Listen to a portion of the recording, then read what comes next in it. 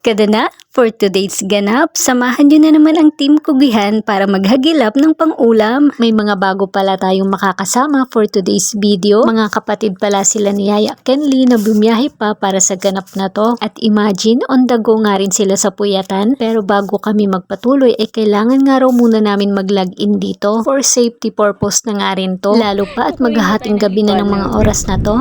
At dahil high tide pa, magkakape muna kami ng mga person.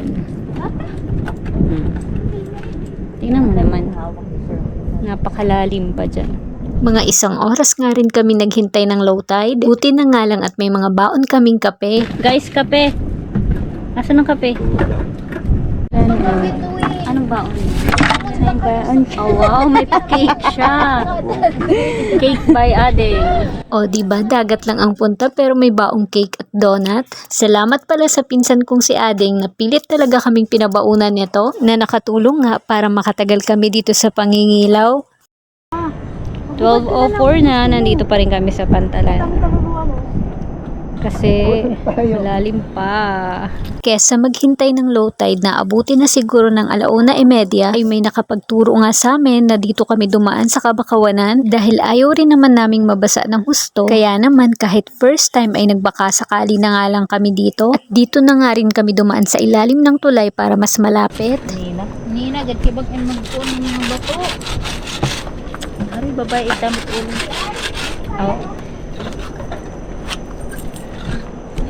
Habang ba kayo nagkakasa ako? Hindi pala isa? Madilim na yung aking spotlight. Hindi ko pala siya na-charge. Kinakailangan nga namin ng doble ingat at napakadulas ng mga bato dito na kung mapapansin nyo ay mga hanggang tuhod pa nga siguro ang tubig na napapalalim nga lang kami pag bumabaon sa putik. Tumaan nga lang kami dito sa Kabakawanan. Kasi anong oras na? Binabaybay lang namin ang Bakawan.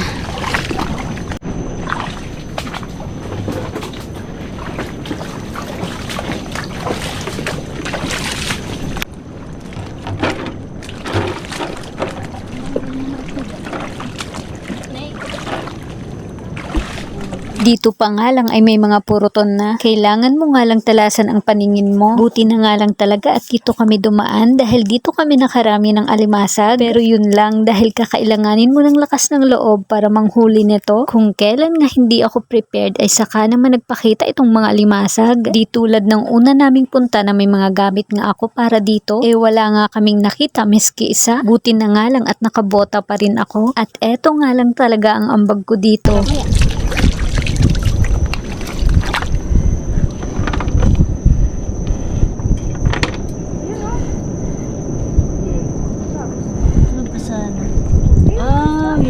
Ay. Charan! Uy, itong isda o. Okay na? Okay na yung ano? Makapatingin. Yeah. Ayun, ayun, ayun. Ayun. Wait lang, tapakan natin. Ako na, ay, balik na. Oh, bantay, makagat. Bantay! Oh.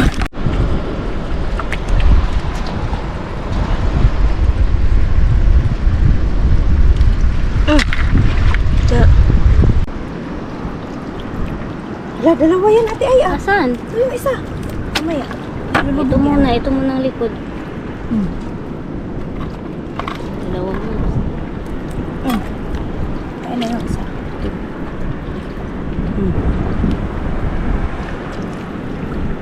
Okay, wala pa akong ulam.